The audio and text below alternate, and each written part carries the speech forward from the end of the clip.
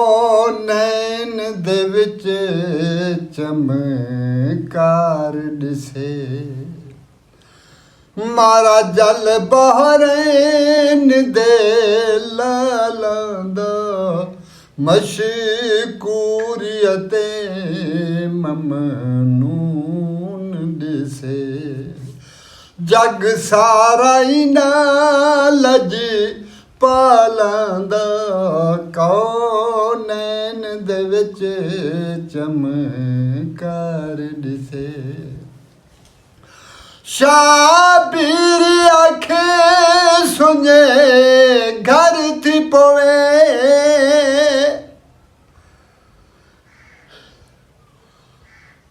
शाबीर आखे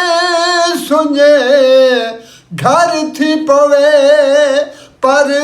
रोजी रबे अकबर थी पवे मंजूर हजूर दे दर थी पवे मैडा पोरिया 18 सालां दा कौनैन दे विच चमकार दिसे अधला शकबर ते हा सरवर लह दाढ़िया पो दिया पुत्रा दा दिल खुश हो दे प्यू मादा तैकू सोनी दाढ़ी लथिए अकबर तकदीर दा होर इरादा अधला शकबर ते हा सरवर कितो प्यू गुराजी नूर नजर थीवा सदके सोना चन अकबर वञा सदके सदके चन अकबर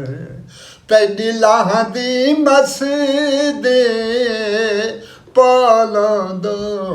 कौनैन दे विच चमकार दिसे आया चौतरफू यफे वाजा अल्लाह मान कमान विचू एक जुल्म दा तीर निखर था उलट ते प्यो दे मूढे ते वो वन लगा वे मासूम दा मथा आवाज आया दर खैमे तू आवाज आया दर खैमे तू तीर ले गाया के चुका खातिर डू घुट पानी देओ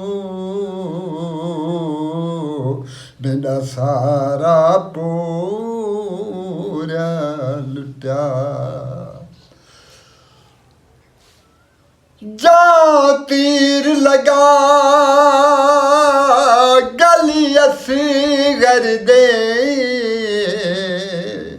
लोढ़ जुलिया खीर दधारा देख के लुढ़दा खीर को यारो रो पैया पर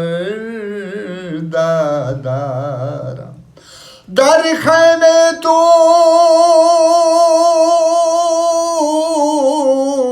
आवाज आया दर खैमे तू आवाज आया मैं अवण कनू लाचारा वल वल ने दे मैडो बचड़ा मैं बख्शन बतेरी धारा आया चौतरफू यफे वाजाहन सारे जुल्म कहर दिया गाजाहन तेरे गल विच खीर जाला जान मां सदके विंगरिया वाला दा कौनैन दे विच चमकार दिसे तोड़े उम्मत ने सारे तशदीद कीती तोड़े उम्मत ने सारे तशदीद कीती उन्ना सब्र रज़ा दो दीद कीती किवें कैद कफस विच ईद कीती क्या हाल दिवाडू बालदा कौनैन दे विच चमकार दिसे हन कैद कफस विच गुल लाले हे दस तू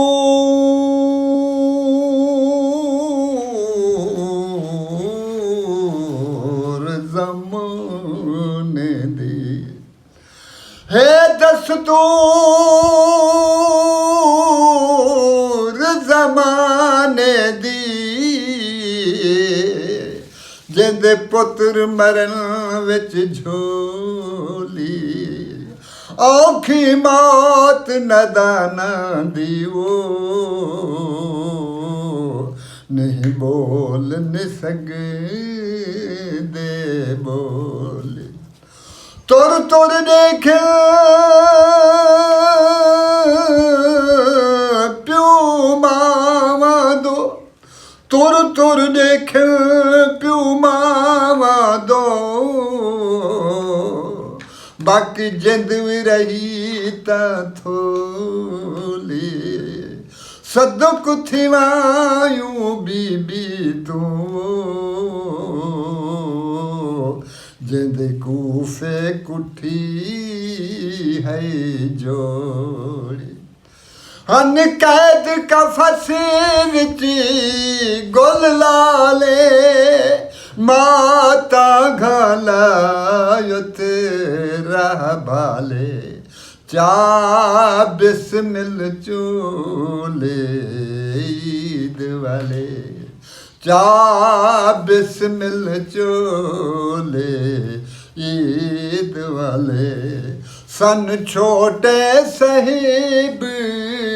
कमालों दो कौनैन दे विच चमकार दिसे मारा जल बहरैन दे लाला दो मशकूरियते ममनून दिसे जग सारा इना लजी पाला दा